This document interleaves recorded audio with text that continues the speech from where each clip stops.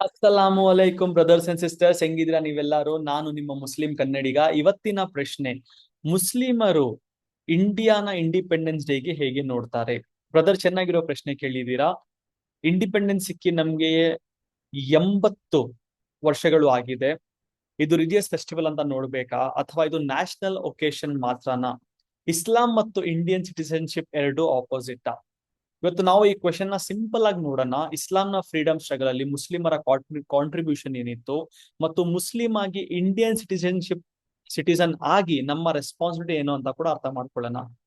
ನಿಮ್ಗೆ ಕೆಲವೊಮ್ಮೆ ಈ ಕ್ವೆಶನ್ ಬಂದಿರಬಹುದು: ಮುಸ್ಲಿಂ ಆಗಿರುವಾಗ ಇಂಡಿಯನ್ ಐಡೆಂಟಿಟಿ ಹೊಂದಬಹುದಾ? ಖಂಡಿತ ಎಸ್, ಹೊಂದಬಹುದು. ಇದು ಆಟೋಮೆಟಿಕಲಿ ಕಾಂಟ್ರಡಿಕ್ಷನ್ ಅಲ್ಲ. ಇಸ್ಲಾಂ ನಮ್ಮ ದೀನು, ನಮ್ಮ ಬಿಲೀಫ್, ವರ್ಕ್ಶಿಪ್ ಮತ್ತು ವೇ ಆಫ್ ಲೈಫ್. ಇಂಡಿಯಾ ನಮ್ಮ ಸಿಟಿಸನ್ಶಿಪ್, ನಮ್ಮ ಕಂಟ್ರಿ, ನಮ್ಮ ಸಿವಿಕ್ ಐಡೆಂಟಿಟಿ ಮತ್ತು ನಮ್ಮ ರೆಸ್ಪಾನ್ಸಿಬಿಲಿಟಿ.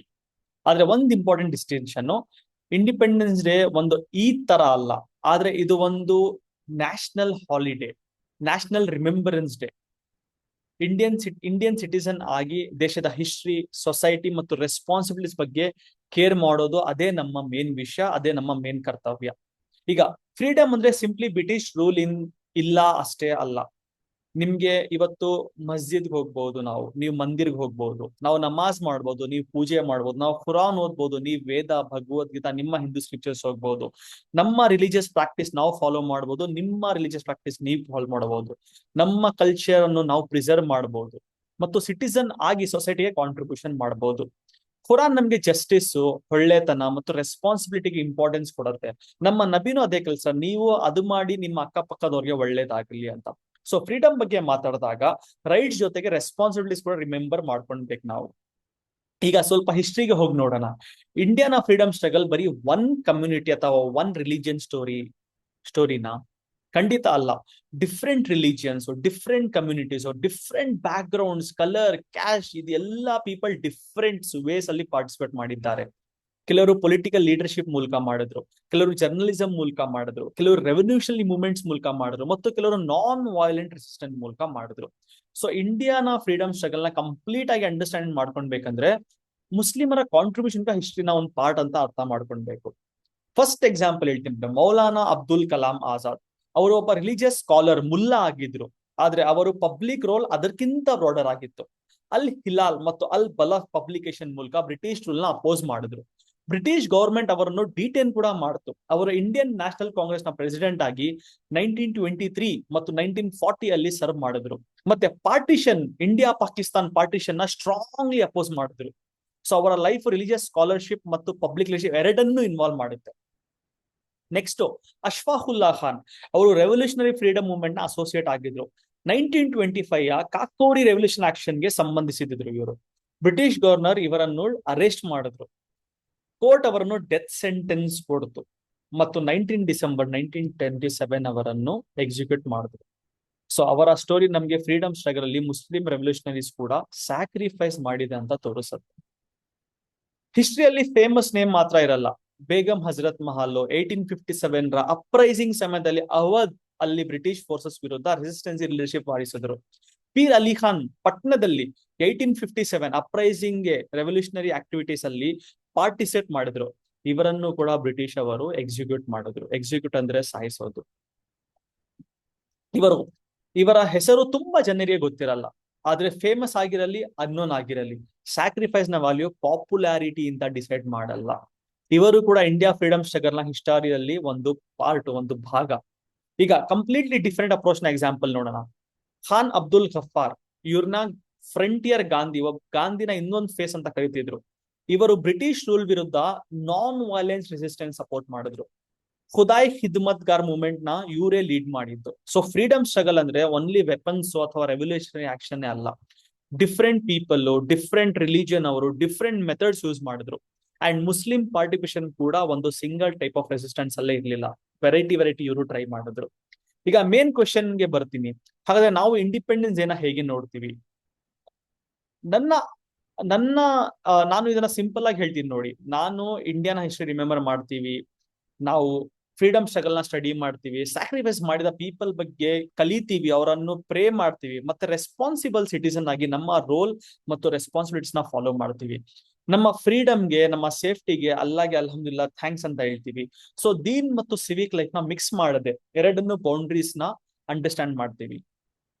ಈಗ ಒಂದು ಇಂಪಾರ್ಟೆಂಟ್ ಪಾಯಿಂಟ್, ಫ್ರೀಡಮ್ ಸ್ಟ್ರಗಲ್ ನ ಯಾರು ಜಾಸ್ತಿ ಸ್ಯಾಕ್ರಿಫೈಸ್ ಮಾಡಿದ್ರು ಅಂತ ಕಾಂಪಿಟಿಷನ್ ಮಾಡಬಾರ್ದು. ಇನ್ಸ್ಟೆಡ್ ಯಾರು ಏನು ಸ್ಯಾಕ್ರಿಫೈಸ್ ಮಾಡಿದ್ರು ಅಂತ ಹಿಸ್ಟ್ರಿಯಿಂದ ಕಲಿಯೋಣ. ನಿಮ್ ನೇಮ್ಸ್ ನೋಡಿ, ಗಾಂಧಿ ಇರ್ಲಿ, ಭಗತ್ ಸಿಂಗ್ ಇರ್ಲಿ, ಸುಭಾಷ್ ಚಂದ್ರ ಬೋಸ್, ಬೇಗಂ ಹಜರತ್ ಮಹಲ್, ಅಶ್ಫಾಕುಲ್ಲಾ ಖಾನ್, ಮೌಲಾನಾ ಅಬ್ದುಲ್ ಕಲಾಂ ಆಜಾದ್, ಪೀರ್ ಅಲಿ ಖಾನ್, ಖಾನ್ ಅಬ್ದುಲ್ ಗಫಾರ್, ಇವರೆಲ್ಲ different background, different religion, different culture, different method, different experience. ಆದ್ರೆ freedom struggle ownership one community ಕೊಡಕ್ಕೆ ಆಗಲ್ಲ. ಹಿಸ್ಟ್ರಿನ ತುಂಬಾ ಕಾಂಪ್ಲೆಕ್ಸ್ ಇದೆ, ನಾವು ಏನ್ ನೋಡ್ತೀವಿ ಅದಕ್ಕೆ. ಆದ್ರೆ ಇವರೆಲ್ಲ ನಮ್ಗೆ ಏನ್ ಕಲ್ಸಿದ್ರು, ನಮ್ಮ ತಾತ ಮುತ್ತಾತ ಎಲ್ಲ ಅವ್ರು ಇಲ್ಲಿ ಪಾರ್ಟಿಸಿಪೇಟ್ ಆಗಿದ್ರು, ನಿಮ್ಮ ತಾತ ಎಲ್ಲ ಪಾರ್ಟಿಸಿಪೇಟ್ ಆಗಿದ್ರು, ಒಗ್ಗಟ್ಟಿನಲ್ಲಿ ಬಲವಿದೆ ಅಂತ ಅವ್ರು ತೋರಿಸಿದ್ರು. ಇವರು ಇಲ್ಲಪ್ಪ ನೀನ್ ಒಂದ್ ರಿಲಿಜನ್ ನಾನು ಒಂದ್ ರಿಲಿಜನ್ ಅಂತ ಅವರು ಆಗಿರ್ತಾ ಇದ್ರೆ, ಇವತ್ತು ನಾವು ಗುಲಾಮರಾಗಿರ್ತಾ ಇದ್ರಿ ಬ್ರಿಟಿಷರಿಗೆ. ಇವತ್ತು ನಾವು ಇಷ್ಟು ಫ್ರೀಡಮ್ ಅಲ್ಲಿ, ಇಷ್ಟು ಮಜದಲ್ಲಿ ಯಾಕಿದೀವಿ, ನಮ್ಮ ತಾತ ನಿಮ್ಮ ಮುತ್ತಾತಗಳೆಲ್ಲ ಸೇರ್ಕೊಂಡು ಒಗ್ಗಟ್ಟಿನಲ್ಲಿ ಬಲವಿದೆ ಅಂತ ತೋರಿಸಿ ನಮ್ಮನ್ನು ಫ್ರೀಡಮ್ ತಂದ್ಕೊಟ್ಟಿದ್ದಾರೆ. ಈಗ ಪಾಸ್ಟ್ ಇಂದ ಪ್ರೆಸೆಂಟ್ ಗೆ ಬರೋಣ. ಫ್ರೀಡಮ್ ನಮ್ಗೆ ರೈಟ್ಸ್ ಕೊಡುತ್ತೆ, ಆದ್ರೆ ಅದರ ಜೊತೆ ರೆಸ್ಪಾನ್ಸಿಬಿಲಿಟೀಸ್ ಕೂಡ ಕೊಡುತ್ತೆ. Education, honest work, business, science, technology, community service, law expert, professional experience. Country better ಆಗ್ಬೇಕಂದ್ರೆ ಗೌರ್ಮೆಂಟ್ ಮಾತ್ರ ರೆಸ್ಪಾನ್ಸಿಬಲ್ ಅಲ್ವೇ ಅಲ್ಲ, ಸಿಟಿಸನ್ಸ್ ಕೂಡ ರೆಸ್ಪಾನ್ಸಿಬಿಲಿಟಿ ತಗೊಳ್ಳೇಬೇಕು. ಮುಸ್ಲಿಂ ಆಗಿ ನಾವು ಇಸ್ಲಾಂ ಫಾಲೋ ಮಾಡ್ತೀವಿ, ಸೇಮ್ ಟೈಮ್ ಸೊಸೈಟಿಗೆ ಬೆನಿಫಿಟ್ ಆಗುವ ರೆಸ್ಪಾನ್ಸಿಬಲ್ ಸಿಟಿಸನ್ ಆಗ್ತೀವಿ ನಾವು.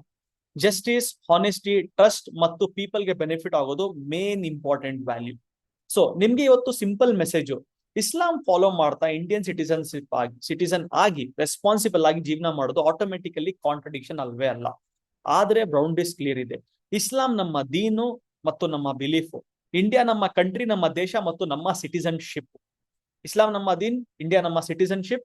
ಇಂಡಿಯಾನ ಹಿಸ್ಟ್ರಿ ರಿಮೆಂಬರ್ ಮಾಡ್ತಾ, ಫ್ರೀಡಮ್ ಸ್ಟ್ರಗಲ್ ನ ಸ್ಟಡಿ ಮಾಡ್ತಾ, ಮುಸ್ಲಿಂ ಫೈಟರ್ಸ್ ಅನ್ನು ರಿಮೆಂಬರ್ ಮಾಡ್ತಾ, ಸೊಸೈಟಿಗೆ ಬೆನಿಫಿಟ್ ಮಾಡ್ತಾ, ಭಗವಂತನಿಗೆ ಥ್ಯಾಂಕ್ಸ್ ಕೊಡ್ತಾ, ಇದು ಇಂಡಿಯಾದ ಭೂಮಿ ಮೇಲೆ ನಾವು 5 ಸಲಿ ಪ್ರತಿದಿನ ನಮಾಜ್ ತಲೆ ಇಟ್ಟಿ ಅದನ್ನ ನಮಾಜ್ ಮಾಡ್ತೀವಿ. ಸತ್ ಮೇಲೆ ಕೂಡ ಇದೇ ಭೂಮಿ ಹೆದೆಯಲ್ಲಿ ನಮ್ಮನ್ನು ಹಾಕಿ ಮಣ್ಣು ಮಾಡ್ತಾರೆ. ಸೊ ನಾವು ಯಾರ ತಂಟೆಗೆ ಹೋಗಲ್ಲ. ನಮ್ ತಂಟೆಗೆ 3 ಮ್ಯಾಟರ್ ಬಂದ್ರೆ ನಾವು ಅವ್ರನ್ನ ಬಿಡಲ್ಲ. ಫಸ್ಟ್ ನಮ್ಮ ಕಂಟ್ರಿ ಬಗ್ಗೆ, ಸೆಕೆಂಡು ನಮ್ಮ ರಿಲಿಜನ್ ಬಗ್ಗೆ, ಥರ್ಡ್ ನಮ್ಮ ಫ್ಯಾಮಿಲಿ ಬಗ್ಗೆ. ಸೊ ನೆಕ್ಸ್ಟ್ ಟೈಮ್ ಯಾರಾದ್ರೂ ನಿಮ್ಗೆ ಮುಸ್ಲಿಂ ಆಗಿ ಇಂಡಿಯನ್ ಆಗಿರಕ್ಕೆ ಆಗಲ್ಲ ಅಂತ ಹೇಳಿದ್ರೆ, ನೀವು ಸಿಂಪಲ್ ಆಗಿ ಹೇಳ್ಬೋದು, ನನ್ನ ದೀನ್ ಇಸ್ಲಾಂ, ನನ್ನ ದೇಶ ಇಂಡಿಯಾ, ನನ್ನ ಸಿಟಿಸನ್ಶಿಪ್ ಇಂಡಿಯಾ. ಇದೆರಡನ್ನು ಆಟೋಮೆಟಿಕಲಿ ಆಪೋಸಿಟ್ ಅಲ್ಲ. ಇಸ್ಲಾಂನ ಫಾಲೋ ಮಾಡ್ತಾ, ಹಿಸ್ಟ್ರಿನ ರಿಮೆಂಬರ್ ಮಾಡ್ತಾ, ಸೊಸೈಟಿಗೆ ಬೆನಿಫಿಟ್ ಮಾಡ್ತಾ ಮತ್ತು ರೆಸ್ಪಾನ್ಸಿಬಲ್ ಸಿಟಿಸನ್ ಆಗಿ ಜೀವನ ಮಾಡಬಹುದು. ಇಂಡಿಪೆಂಡೆನ್ಸ್ ಡೇ ಇದು ಈದಲ್ಲ, ಆದ್ರೆ ಇದು ಒಂದು ರಿಮೆಂಬರೆನ್ಸ್ ಡೇ. ಇದು ಇಂಡಿಯಾನ ಹಿಸ್ಟ್ರಿ, ಫ್ರೀಡಮ್ ಮತ್ತು ಸಿವಿಕ್ ರೆಸ್ಪಾನ್ಸ್ ಬಗ್ಗೆ ರಿಫ್ಲೆಕ್ಷನ್ ಮಾಡಕ್ಕೆ ಒಂದು ನ್ಯಾಷನಲ್ ಒಕೇಶನ್. ಸೊ ಇದೇ ನಮ್ಮ ಟೇಕು, ನಮ್ಮ ಮುಸ್ಲಿಮರ ಟೇಕು. ಅಗೇನ್ ಇದು ನಾನು ಒಬ್ಬ ಮುಸ್ಲಿಂ ಆಗಿ ಹೇಳ್ತಾ ಇದ್ದೀನಿ. ಸೊ ಬೇರೆ ವಿಚಾರ ಬೇರೆದಿರಬಹುದು, ಆದ್ರೆ ಅಲ್ಟಿಮೇಟ್ ಮೆಸೇಜ್ ಏನು, ಬನ್ನಿ ಎಲ್ಲರೂ ಸೇರ್ಕೊಂಡು ಮುಂದೆ ಹೋಗೋಣ. ಒಗ್ಗಟ್ಟಿನಲ್ಲಿ ಬಲವಿದೆ. ಅದೇ ನಮ್ಮ ತಾತ ಮುತ್ತಾತ, ನಿಮ್ಮ ಮುತ್ತಾತಗಳು ನಮಗೆ ಕಲ್ಸಿರೋದು. ಎಲ್ಲರೂ ಸೇರ್ಕೊಂಡು ಇದು ಇಂಡಿಯಾನ ನೆಕ್ಸ್ಟ್ ಲೆವೆಲ್, ಫಸ್ಟ್ ಲೆವೆಲ್ಗೆ, ವರ್ಲ್ಡ್ ಅಲ್ಲಿ ಟಾಪ್ ಲೆವೆಲ್ ತಗೊಂಡು ಹೋಗೋಣ. ನೋಡಿ ಇರತ್ತೆ, ಎಲ್ಲ ರಿಲಿಜನ್ ಅಲ್ಲಿ ಬಂದ್ರೆ ಬೇರೆ ಬೇರೆ, ನಿಮ್ಗೇನೋ ನಿಮ್ ಪ್ರಾಕ್ಟೀಸ್ ಇರತ್ತೆ, ನಮ್ ಪ್ರಾಕ್ಟೀಸ್ ಇರತ್ತೆ. ಅದಕ್ಕೆ ನಮ್ಗೆ ಕುರಾನ್ ಅಲ್ಲಿ ಏನಿಲ್ಲ ಇದೆ, ಲಕುಂ ದೀನುಕುಂ ವಲಿಯದ್ದೀನ್. ನಿಮ್ ರಿಲಿಜನ್ ನಿಮ್ಗೆ, ನಮ್ ರಿಲಿಜನ್ ನಮ್ಗೆ. ಆದ್ರೆ ಸಕ್ಸಸ್ ಎರಡು ಸೇರಿ ಆಗ್ಬೇಕು. ಅದ್ ಯಾವ ಸಕ್ಸಸ್? ಇಂಡಿಯಾದ ಸಕ್ಸಸ್. ಸೊ ನಾನ್ ಇವತ್ತು ಅದೇ ಪ್ರೇ ಮಾಡ್ತೀನಿ, ಇಂಡಿಪೆಂಡೆನ್ಸ್ ಡೇಗೆ ನಾವೆಲ್ಲರೂ ಸೇರ್ಕೊಂಡು ನಮ್ಮ ತಾತ ಮುತ್ತಾತ ಹೆಂಗ್ ಫ್ರೀಡಮ್ ತಗೊಂಡ್ ಬಂದ್ರು, ಆ ತರ ಇವಾಗ ನಾವು ಇಂಡಿಯಾಗೆ ಸಕ್ಸಸ್ ತಗೊಂಡ್ ಬರೋಣ. ಹೋಪ್ ನಾನು ನಿಮ್ ಕ್ವಶನ್ ಆನ್ಸರ್ ಮಾಡಿದ್ದೆ. ನಿಮ್ಮ ಮುಸ್ಲಿಂ ಕನ್ನಡಿಗ, ನಿಮ್ಗೆ ಬೇರೆ ಏನಾದ್ರು ಕ್ವೆಶನ್ಸ್ ಇದೆ ಡೆಫಿನೆಟ್ಲಿ ಕಮೆಂಟ್ಸ್ ಅಲ್ಲಿ, ನಿಮ್ಮ ಅಭಿಪ್ರಾಯನ ಕಮೆಂಟ್ಸ್ ಅಲ್ಲಿ ಹೇಳಿ. ನಿಮ್ಗೆ ಇನ್ನ ಏನಾದ್ರು ಕ್ವೆಶನ್ಸ್ ಇದೆ ಕೇಳಿ ಇಸ್ಲಾಂ ಬಗ್ಗೆ, ನಾನು ಕನ್ನಡದಲ್ಲಿ ಆನ್ಸರ್ ಮಾಡಕ್ ಟ್ರೈ ಮಾಡ್ತೀನಿ. ಜೈ ಹಿಂದ್, ಜೈ ಕರ್ನಾಟಕ.